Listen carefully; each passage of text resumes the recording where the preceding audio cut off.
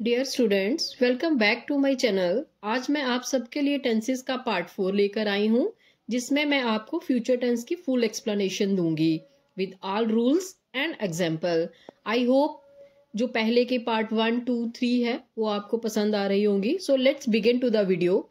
सो future tense की बात करते हैं। तो what is the future tense? So sentences which shows that the action will be done in the future time. तो ऐसे एक्शंस जो हमें बताते हैं कि वो काम जो है वो कब होने वाला है हमारे फ्यूचर टाइम में। For example, I will go to school. अब हम फ्यूचर टेंस के बाकी काइंड्स, जिसमें हम future indefinite, future continuous, future perfect और फ्यूचर परफेक्ट कंटिन्यूअस टेंस के रूल्स के साथ इनकी बात करेंगे। तो सबसे पहले बात करते हैं फ्यूचर इंडेफिनिट की। तो फ्यूचर इंडेफिनिट सेंटेंस लिखने के लिए हमारे पास रूल आता है सब्जेक्ट, सब्जेक्ट के साथ हेल्पिंग वर्ब, और फ्यूचर इंडेफिनिट में हम लोग विल और shall as a helping verb use करते हैं, प्लस वर्ब की first form plus object. So future indefinite is use to denote an action that will take place in future. तो example से करेंगे, I shall give you a pen, जिसमें I हमारे पास subject है, शेल हमारा helping verb है, give that is the first form of verb, and you a pen आ गया हमारे पास ऑब्जेक्ट। तो इसके बाद बात करेंगे हम फ्यूचर कंटिन्यूअस की। तो फ्यूचर कंटिन्यूअस सेंटेंस लिखने के लिए हमारे पास रूल आता है सब्जेक्ट, सब्जेक्ट के साथ विल बी और शेल बी का usages, and with first form of verb plus ING plus object. And future continuous is used to denote an action that will be going on at some time in future. Example, a great leader will be visiting our town tomorrow. So, future continuous sentence is also used in order to express something that is expected to happen. For example, I shall be meeting Mr. Rao, my friend, tomorrow.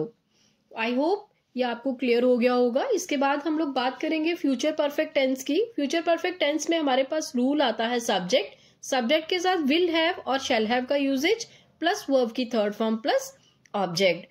And the future perfect tense is used to denote an action that will be completed at some point in future before another action takes place. तो future perfect tense जो है वो हमें किस action के बारे में बताता है? That will be completed at some point in future, जो आने वाले टाइम में कभी ना कभी पूरी होने वाली हो, before another action takes place. For example, I shall have finished writing a letter by 2 p.m. So after that future perfect continuous tense है। तो फ्यूचर परफेक्ट कंटिन्यूअस टेंस में हमारे पास रूल जो है वो दोनों का कॉम्बिनेशन है, that is the combination of perfect and continuous. Rule है हमारे पास subject plus will have been और shall have been plus verb की फर्स्ट फॉर्म के साथ आईएनजी प्लस ऑब्जेक्ट और सिंस और फार की यूजेज।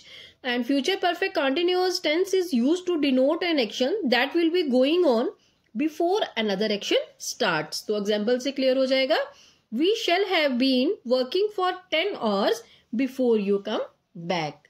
सो स्टूडेंट्स, ये सारी जानकारी थी आपको टेंसेस को लेके।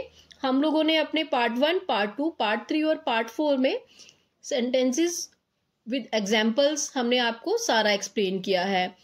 टेंसेस के सभी पार्ट्स हमने कंप्लीट कर लिए हैं। आई होप सभी को अच्छे से समझ आ गया होगा। So see you soon with new topic. Till then, goodbye.